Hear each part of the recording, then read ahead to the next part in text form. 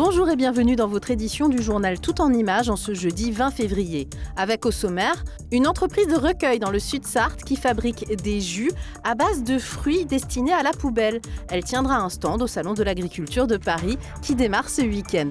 Le Mans FC entre confiance et humilité face à l'adversaire Bourg-Péronnas ce vendredi soir en championnat national. Et puis le buste de Jacques Delors qui trône dans la salle de presse du Comité européen des régions à Bruxelles est une œuvre sartoise.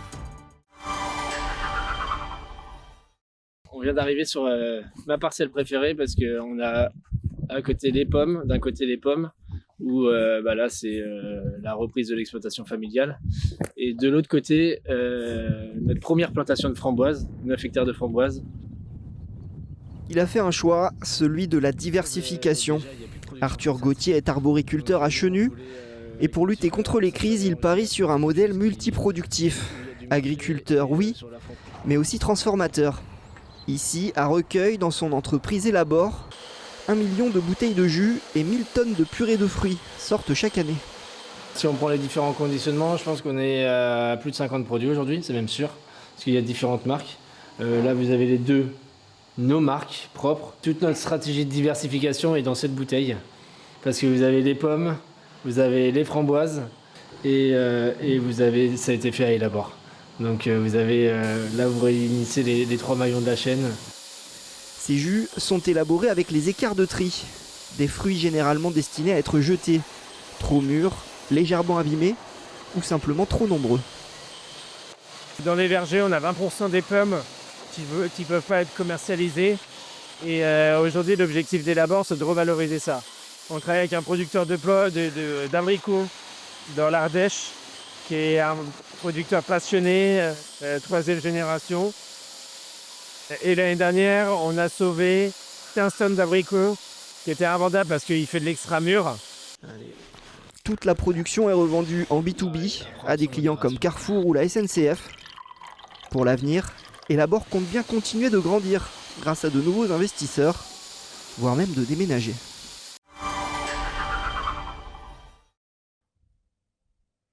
Un élevage porcin sartois mis en cause par l'association de défense des animaux L214.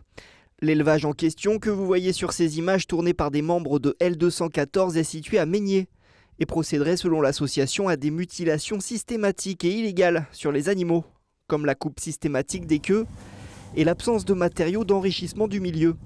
Des pratiques déjà condamnées à plusieurs occasions suite à des plaintes de L214. Une plainte a d'ailleurs été déposée auprès du parquet du Mans contre cet élevage par l'association L214 pour mauvais traitement.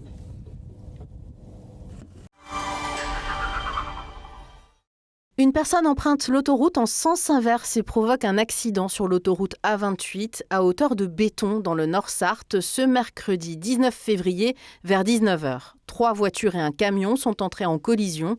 2 personnes sont légèrement blessées. 2 équipes invaincues depuis ce début d'année. Le Mans FC, 4e au tableau, rencontre Bourg-Péronnas à Bourg-en-Bresse ce vendredi soir. Les résultats des Sartois ces dernières semaines portent le collectif en championnat national. Toute l'équipe, on va dire, est beaucoup plus confiante grâce à nos résultats, grâce peut-être aussi à la Coupe de France qui nous a fait énormément de bien. C'est une remise en question toutes les semaines. Il faut pouvoir mettre des choses en place par rapport aux adversaires. Qui aujourd'hui, Bourg est complètement différent que le dernier match qu'on a pu faire contre Boulogne. Donc voilà, ça va être un autre type de match. Et s'attendre aussi parce que c'est une réalité. Bourg aujourd'hui, ils ont envie de pouvoir nous battre. On est invaincus depuis X journées. Les ajustements des dernières semaines et les changements de poste opérés par Patrick Videra deviennent des évidences pour les joueurs qui prennent confiance sur le terrain. Je trouve qu'on était beaucoup trop coupés en deux. Voilà, on avait la sensation qu'il y avait les défenseurs et les milieux de terrain et ensuite il y avait nos attaquants et aujourd'hui on a plus la sensation d'avoir un bloc compact, d'avoir beaucoup plus de garçons qui se projettent dans la surface et nos milieux de terrain sont importants par rapport à ça et alors à force de leur rabâcher les choses, de répéter certaines choses, de pouvoir se projeter, de pouvoir faire des courses gratuites, de pouvoir d'avoir de la percussion. Une équipe confiante, mais Patrick Videra le rappelle, il ne faut sous-estimer aucun adversaire. Bourg a battu Le Mans à domicile en septembre dernier en match aller. a pas de position de hors-jeu. Le Comité européen des régions à Bruxelles dévoile ce buste de Jacques Delors, fondateur de cette institution et initiateur de la politique de cohésion territoriale.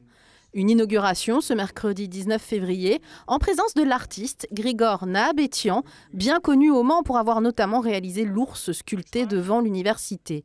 Un artiste proposé par Christophe Rouillon, maire de Coulennes et membre du Comité européen des régions de longue date. Un projet rendu possible aussi grâce à l'accompagnement de l'association Mancel Culture du Cœur, présidée par Laurent Manoury. La Sarthe arbore donc ses talents artistiques au sein de l'institution européenne. Jusqu'en 1968, il est successivement chargé de mission au ministère de la Coopération, au cabinet du ministre des Armées Pierre Messmer, puis au cabinet du ministre de l'Information Georges Gors. Une soirée hommage à Jacques Chaumont, disparu le 6 février dernier, est proposée sur notre antenne ce dimanche 23 février à partir de 19h30. Avec pour commencer l'émission Entretien avec, diffusée en décembre 2006, puis une autre archive qui montre son attachement au château et au jardin du Grand-Lucé, diffusée pour la première fois en 1999. Des émissions où l'on pourra apprécier l'engagement, mais aussi l'humour légendaire de Jacques Chaumont. Kungs, The Avener et Kool and the Gang. Ils se produiront les 13 et 14 juin lors des concerts des 24 heures du Mans, un mélange entre des artistes électro, DJ et le mythique groupe de R&B, funk et soul Kool and the Gang qui se produira le samedi soir.